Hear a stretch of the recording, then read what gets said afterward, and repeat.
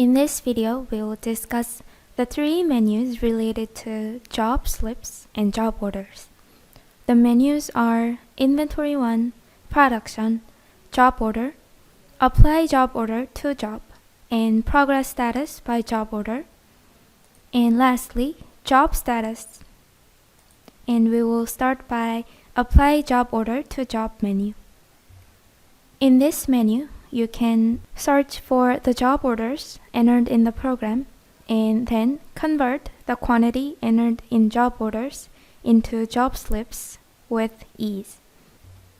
And if you convert part of the job order quantity, then the program will automatically calculate the residual quantity of job order to help you more easily enter the job slips in the way that fits the previously converted quantity. So in order to convert data through this menu, you can first enter the corresponding factory.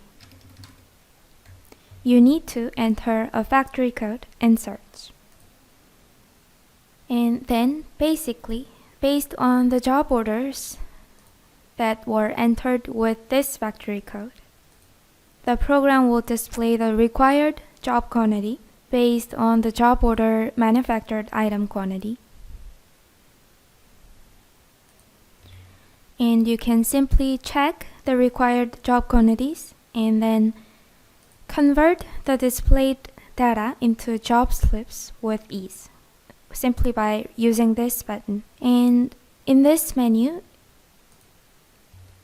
you can search by two types for residual quantity calculation, and we will first discuss about the job order residual quantity standard option. So if you search by this option, then the program will simply calculate the outstanding job quantity based on the manufactured item quantity entered in the corresponding job order. So since you entered 1,000 quantity in the job order, based on BOR, the program will require 1,000 for each job as a required job quantity. And since there is no job slip entered with the corresponding job order, the job order quantity will be required as they are 1,000, 1,000, 1,000, 1,000. So the way that the program calculates residual quantity, if you select job order option, is pretty simple. The program will always calculate residual quantity based on the job order manufactured item quantity. You can simply check the rows that you will convert into job slip and edit the data on the right side, job quantity, resource input time, and input resources, and then click Record Job button.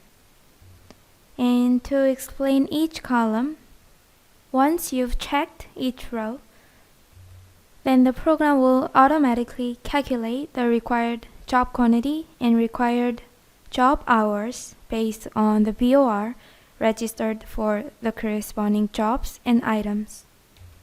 And you can also manually edit the automatically applied values. For example, adjust the job quantity or enter the actually input time. And then if you uncheck each row, then the values that were automatically applied or that you edited will disappear from the screen. And if you check a row and enter Edit Data,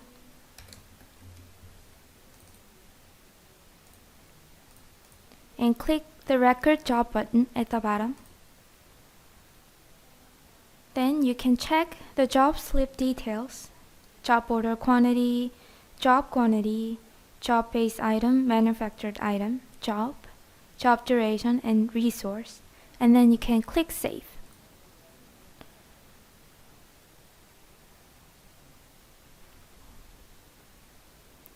Then the selected row and the quantity entered by you will be generated into job slip.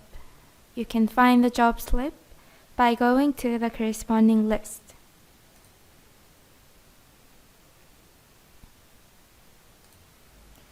So this is how you can use the job order residual quantity standard option, and we will move on to the previous job standard option.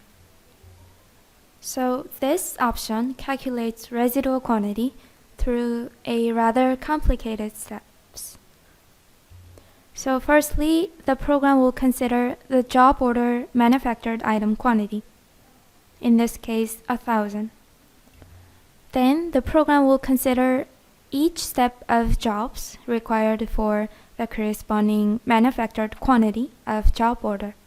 In this case, the 3 jobs required for the product. And then, based on the job slips that you entered by loading the corresponding job order, the program will calculate the required job quantity for each job individually. So, for example, for these 3 steps of jobs, if you entered a job slip with the second job, then the program will pull the second job's quantity into the third job's required quantity, since it will consider the quantity entered with the previous job. And we will look at an example for a better understanding.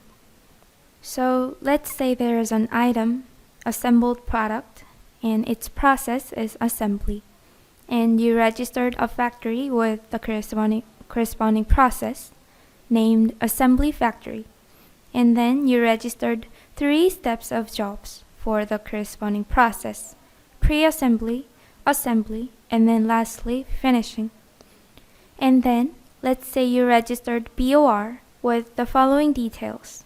For the manufactured quantity of 1, the program will require 1 for each step of job as the BOR required job quantity. And then, let's say you entered a job order with this item code and with manufactured quantity of 1,000. Then, based on the BOR, the quantity of 10 will be required for each job, each step of the jobs registered for the corresponding process. And then, let's say you did not enter any job slip. Let's delete the slip that you just created. And without any job slip, let's say you search by the previous job option. Enter the corresponding factory and search. Then, since there is no job slip, and since there is no previous step to be pulled by the program will pull only the quantity of the first job that has no previous job, no previous step. So if you only enter a job order and then enter no job slip, then the previous job standard option will pull only the quantity of the first job.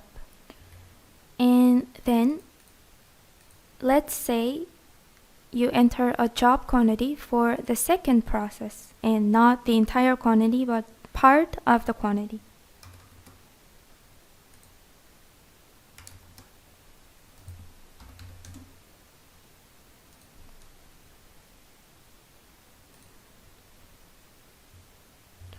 Then if you search by the previous job option again, then in addition to the 1,000 quantity of the first step's job, the program will require the job quantity of 400 for the third job, the last job, finished, as a result of the job slip that you just created for the step 2. So why is this?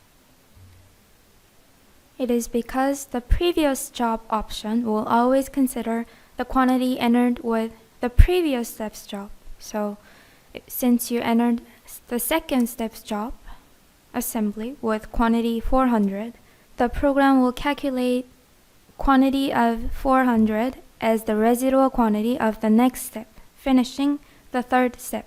So based on BOR and the quantity that you entered for the previous step, the program will calculate the required job quantity for the next step, and will display the quantity in the corresponding menu. So please refer to this example for how the program calculates residual quantity by searching by previous job standard. And moving on, we will discuss about the next menu, Progress Status by Job Order Report. In this menu, you can search by Job Progress Status option and view the job history entered by loading existing job orders. Firstly, you can view the related job order numbers and job order manufactured item code and the job order quantity and the required jobs and job-based items and job required quantity based on BOR. And on the right side, you can see how the job is going on, how much quantity has been entered as job slips, and how many quantity is remaining, and how much time was spent in each job. So basically, you can view the progress status of each job based on the job orders connected with it. And lastly, we will discuss about job status report.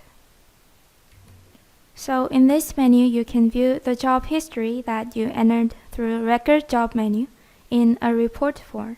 You can first set the date range and view the job history during the time period.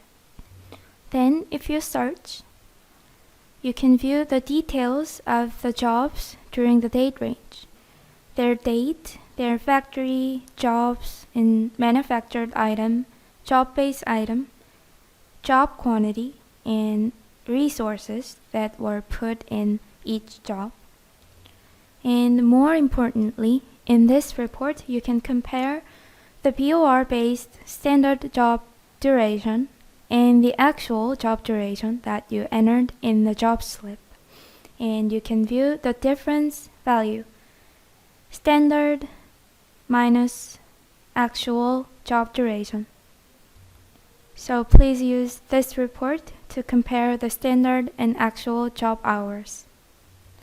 And lastly, please note that you can edit each report by clicking top right option, Template Setup. And you can print out the report displayed on the screen as it is, or you can export the format into Excel file or PDF file.